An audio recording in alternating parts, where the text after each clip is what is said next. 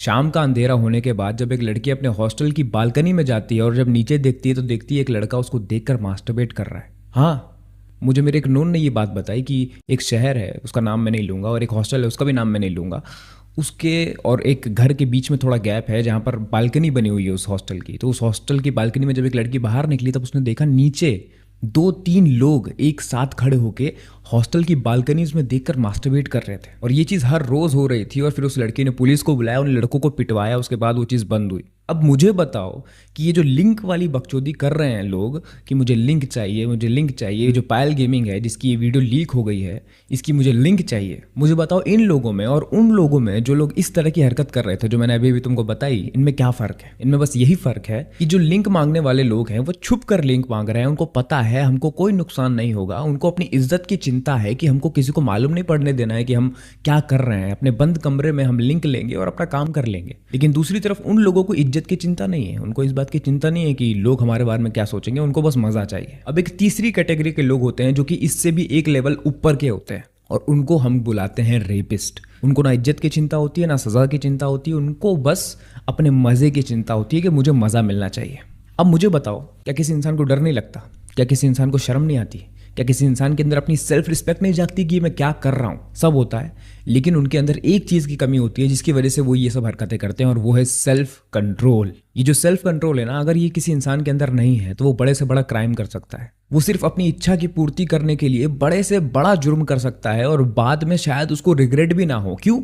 क्योंकि वो ये सोचता है कि मुझे बस मेरे मज़े की चिंता करनी है, मेरा जो मज़ा है, मेरी जो मज़े की इच्छा है वो पूरी होनी चाहिए। और यही जो दिमाग है, यही जो साइकोलॉजी है, यही जो चीज़ है ना कि मज़े के पीछे भागना है, और इसकी वजह से सेल्फ कंट्रोल को साइड में कर दिया कि सेल्फ कंट्रोल नाम की कोई चीज़ उनके अंदर होती ही नहीं।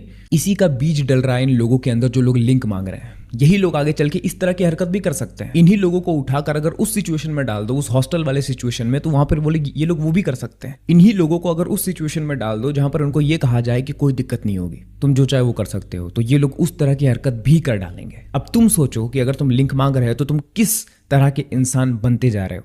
एक सेल्फ रिस्पेक्ट नाम की चीज़ होती है कि मैं क्या हूं, मैं अपनी ज़िंदगी में क्या कर रहा हूं।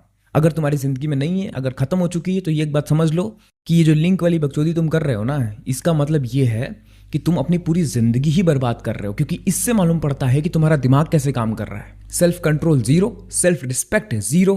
तुम लड़कियों को एक इंसान की तरह देख ही नहीं रहे, एक ऑब्जेक्ट की तरह देख रहे हो। तुम सिर्फ उसको मज़ा पाने का एक जरिए की तरह देख रहे हो। चलो मान लिया तुम कोई क्राइम नहीं करते, या फिर तुम्हें अपनी इज्जत की चिंता है, तुम इस तरह की कोई हरकत नहीं करते जो मैंने अभी अभी बताई, लेकिन फिर भी क्योंकि तुम्हारे अंदर सेल्फ कंट्रोल नहीं है, तो आगे चल के तुम्हारे डिवोर्स होने के चांसेस बहुत ज़्यादा बढ़ जाते हैं। तुम्हारी रिलेशनशिप बहुत ज़्यादा गंदी हो सकती है, टॉक्सिक हो सकती है, क्योंकि तुम जिसके साथ रिश्ता बनाओगे, तुम जिसके साथ रिलेशनशिप में आओगे, जिससे शादी करोगे, उससे तुम सिर्फ मज़े का रिश्ता रखोगे। जब तक उससे मज़ा मिलेगा उसके साथ रहोगे, वरना तुम उसे धोखा भी दे सकते हो। तुम उस इंसान के अंदर कभी भी एक इंसान को देखोगे ही नहीं, ये देखोगे ही नहीं कि इस इंसान के साथ रहकर मैं कितना ज़्यादा शांत रह सकता हूँ, कितना ज़्यादा सुलझा हुआ रह सकता हूँ। ये सब नहीं देखते तुम।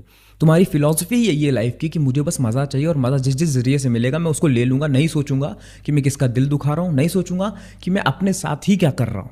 ये जितने भी लोग चीट कर देते हैं अपनी वाइफ पे, अपनी गर्लफ्रेंड पे, सबकी साइकोलॉजी यही होती है कि मज़ा सबसे ऊपर है, मज़ा मिलना चाहिए, चाहे फिर उसके बाद कुछ भी होता रहे, हमको फ़र्क नहीं पड़ता। इतनी सी बात समझ लो कि जो भी इंसान स्क्रीन पर लड़कियों को कंज्यूम करता है वो रियल लाइफ में लड़कियों से कनेक्शन नहीं बना पाता। और दूसरी चीज़, हर एक लड़की को उसी नज़र से देखने लग जाता है जिस नज़र से वो स्क्रीन पर उस लड़की को देख रहा था। और इसकी वजह से सबसे बड़ी प्रॉब्लम पता है क्या होती है? कि तुम रियलिटी से बहुत ज़्यादा अलग हो जाते हो। हर लड़की को इसी नज़र से देखने की वजह से सेक्स तुम्हारे दिमाग का एक बहुत बड़ा हिस्सा बन जाता है। तुम कभी अपनी लाइफ पे फोकस नहीं कर पाओगे, तुम कभी अपने गोल्स के बारे में सोच ही नहीं पाओगे। बस तुमको बस एक नज़र की कोई लड़की दिख जानी चाहिए और तुम बस वहीं पर चले जाओगे, घूम जाओगे, चले जाओगे उस दुनिया में। हर एक लड़की को बस उसी नज़र से देखने लग जाओगे। लड़की का मतलब ही तुम्हारे लिए सेक्स हो जाएगा, जिसकी वजह से कभी भी तुम, जैसे अगर समझ लो कि तुमको किसी प्रोजेक्ट में ले लिया जहाँ पर तुम्हारे साथ 2 लड़कियाँ हैं, तुम काम ही नहीं कर पाओगे। तुम बस हर समय तुम्हारा दिमाग यही देखता रहेगा, यही सोचता रहेगा कहीं कुछ दिख जाए, कहीं कुछ हो जाए, कहीं कुछ इशारा मिल जाए। तुम बस उसी तरीके से सोचोगे जैसे पॉर्न में दिखाया जाता है कि लड़के इस तरीके से इशारा करती है तो ये हो जाता है। तुम वही सोचते रहोगे, काम पर फोकस नहीं कर पाओगे। अपने दिमाग की वायरिंग को तुम पूरी तरीके से बदल रहे हो, अपने दिमाग की वायरिंग को तुम खराब कर रहे हो। अभी लग रहा है ना बहुत मज़ा आने वाला है, बहुत कुछ ऐसा दिख जाएगा जिससे तुम बिल्कुल इनलाइटेंड हो जाओगे, लेकिन ये तुम्हारे दिमाग को ख़राब करने वाला है। और तुमने महसूस भी किया होगा, जब तुम पूरी तरीके से इन चीज़ों में डूब जाते हो ना, तब तुमको मालूम पड़ता होगा कि यार मेरी ज़िंदगी कितनी गंदी हो गई है कि ये सब करने के बाद मेरे को अपनी नॉर्मल ज़िंदगी अच्छी ही नहीं लग रही। इतना ज़्यादा मैं इसमें डूब गया हूँ ना कि कोई और चीज़ मेरे लिए रह ही नहीं गई है। बस खाना सोना ये करना, खाना सोना ये करना। बाहर निकलो, मत घुसो इसके अंदर। अपने आप को ऐसा बना लो ना कि इन सब चीज़ों के बारे में तुमको पता ही ना चले। जितने भी मीम पेजेस तुम जिनसे भी तुमको ये सब न्यूज़ मिलती है कि ये लीक हो गया, वो लीक हो गया, हटाओ इनको, अनफॉलो करो। सही चीज़ की तरफ भागो, भागते चले जाओ, भागते चले जाओ, इतना भागते चले जाओ ना कि ये सारी इन्फॉर्मेशन तुमको मिले ही ना। दुनिया भर की इन्फॉर्मेशन मिलना भी एक गलती काम है। तुमको सिर्फ वो इन्फॉर्मेशन चाहिए, वो फिल्टर्ड इन्फॉर्मेशन चाहिए